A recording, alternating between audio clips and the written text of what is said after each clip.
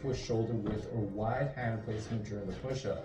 We'll perform 4 sets of these in total. 2 of these sets will be performed on a flat surface to emphasize the whole chest, whereas 2 of these sets should be performed in a decline with your feet elevated and your hands positioned a little bit more towards your face, as this will now shift more emphasis to the upper chest, given that it now incorporates more shoulder flexion into the push-up, which is one of the main functions of the upper chest. And to progress this movement, you can simply stuff a bag with books and strap it onto your back to gradually increase the load. You can also use a band to add more resistance to the movement as well. Next, we're going to move on to the inverted row to target our overall back with most of the emphasis on the mid-back for thickness.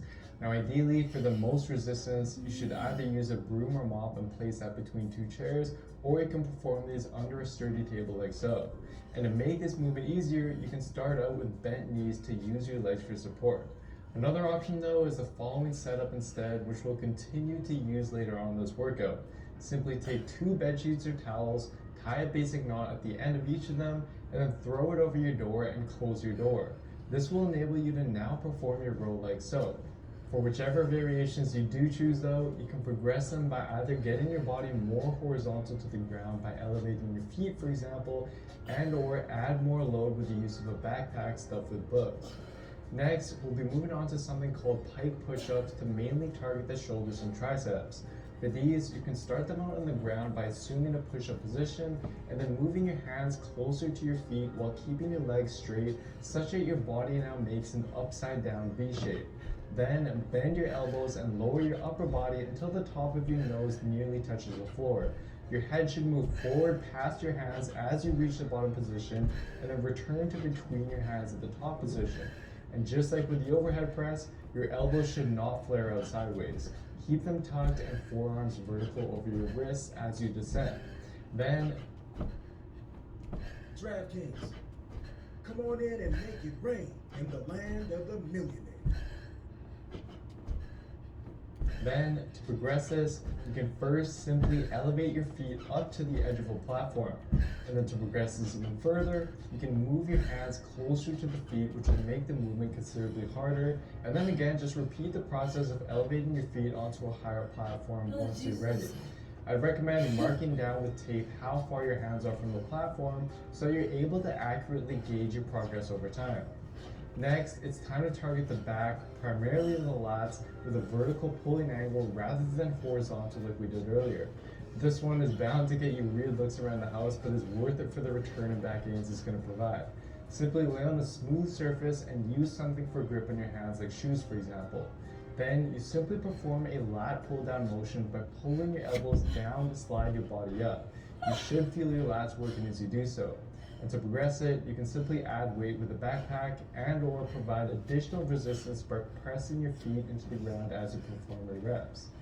Now it's time for some arms isolation.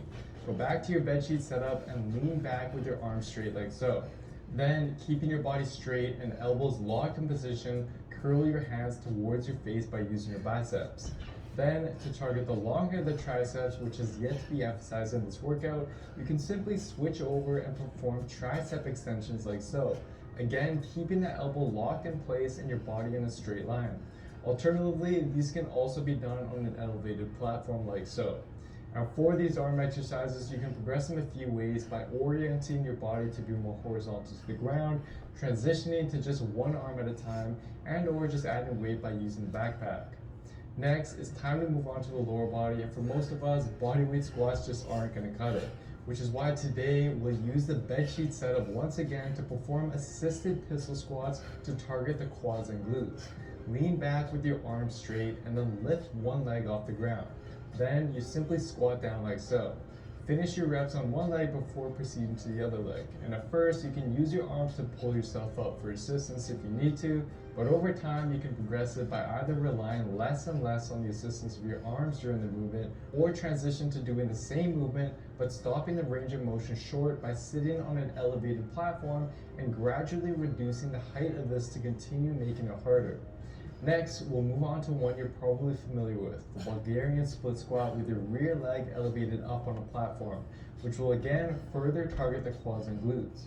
To progress them, you can simply hold a weighted backpack at your chest like so. Once that gets too easy though, more difficult progression is the assisted shrimp squat, where you can use the side of a counter for assistance, hold one leg behind you with the same arm, and then squat down until your knee just about touches the floor, and then come back up with the assistance from the counter as needed. And over time, you can progress these by moving off of the counter. Next, we'll use the sliding leg curl to effectively work the hamstrings through both hip and knee extension. Simply lay on a smooth surface and place your feet on two cloths or something that will enable them to slide easily. Then, using your hamstrings, curl your heels in towards you while raising your hips up into the air. Your back should remain straight as you do so. And to progress these, you can slow down the tempo and or perform them with just one leg at a time. So here is a summary of the workout. Now when performing it, just like your exercises in the gym, it's vital that you get adequate rest of roughly 2 minutes between each of your sets. And to do so in this workout while saving you time, you can perform the following upper body exercises in a superset fashion as shown below, where you perform, for example, a set of the push-ups, rest for 30 to 45 seconds, then go right into a set of the inverted row, rest for 30 to 45 seconds again, and then go back to the push-ups and repeat. By strategically using this agonist-antagonist superset method with the appropriate exercises, research has shown that you'll be able to save time while ensuring that your performance on your sets don't suffer. And as for the rep ranges, again, you need to push to near failure each set, which is why I haven't given a specific number of reps, as this is going to vary for everyone. So instead, just jot down how many reps you perform for each set, try to beat those numbers in your next workout, and use the progressions as needed once you're reaching over 30 reps per set. And then as for frequency, I recommend perform this workout 3 to 4 times a week, as this will ensure that each of your muscles are worked at the optimal number of sets required to maximize growth. And lastly, I've compiled this home workout into an easy to download, free, mobile-friendly PDF for you to use and reference while you're performing it. It'll show you the workout, tutorials, proper progressions, and more. To get a copy of it, just head on over to buildwithscience.com/home workout PDF, and I'll send it right over to you. And I'll leave a link to that in the description box down below as well. Guys, I hope you enjoyed this one, and I also hope that you're able to see that it's the little details like the ones I went through in this video that really are key to maximizing growth and to actually see progress with whatever workout routine that you choose to do. And for a step-by-step